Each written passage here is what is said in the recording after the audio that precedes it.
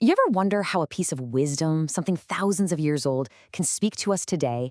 I mean, really speak to us in our super digital, fast-paced world? What if we could translate an ancient promise, not into more words, but into a single modern icon? Well, that's exactly the journey we're going on right now. So, where do we start? It all begins with just a few short lines of text, a promise that's been echoing through the ages.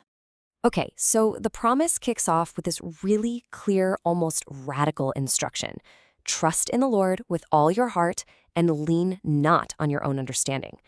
It's basically a call to put your trust completely in a guide that's beyond yourself. In the original Spanish, it's beautiful. It says, Fíate de Jehová de todo tu corazón y no estribes en tu prudencia. And right after that instruction, you get the payoff, the promise itself. In all your ways, acknowledge him, and he shall direct your paths. So the idea is, if you recognize this guidance in everything you do, in return, your path will literally be made straight.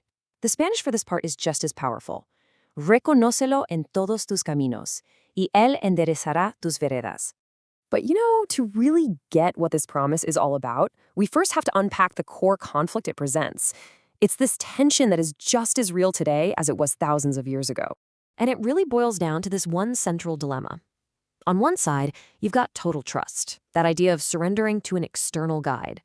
And on the other side, our own prudence, that gut instinct we all have to just lean on what we think we know, on our own limited understanding. The entire promise really hinges on which path you choose.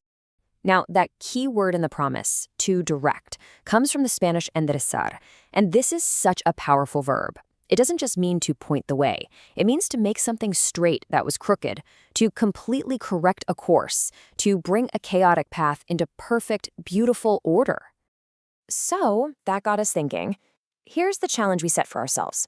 Could we take this ancient text-based idea and communicate it using a purely visual, totally modern language? I mean, what would that even look like? We had to establish some strict rules for this. The whole vibe had to be cinematic and minimalist. We were aiming for a style you could almost call cybernetic luxury. Something that feels precise and technological, but also incredibly elegant. And the palette? Super simple. An absolute pure black background with every single element rendered in this brushed, dark metallic gold.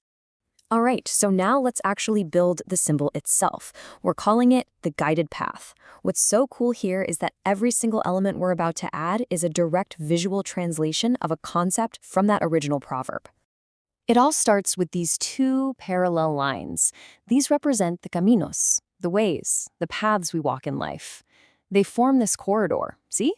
Moving forward toward a single horizon, which is basically our journey. Then, right at the very beginning of that path, we add a small, precise compass needle. This little guy represents that very first instruction, fíate, or trust. It's the symbol of making a conscious choice to align with that guiding force, right from the get-go. And finally, this minimal alignment node appears. This signifies that moment of correction.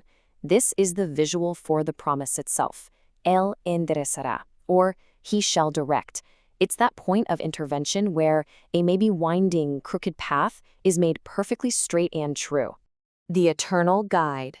2 languages, 1 true. And here it is. Everything all comes together. The choice to trust, the journey along a path, and the promise of that divine correction, all of it unified into this single, clean, elegant form. The entire proverb synthesized into one image. And that's really the big takeaway here, isn't it? The most profound truths don't have to be locked away in the past. They can be translated, they can be transformed, and they can be communicated across millennia, literally moving from words on an ancient scroll to pixels on a screen, without losing any of their essential meaning. So, that leaves us with one last thing to think about.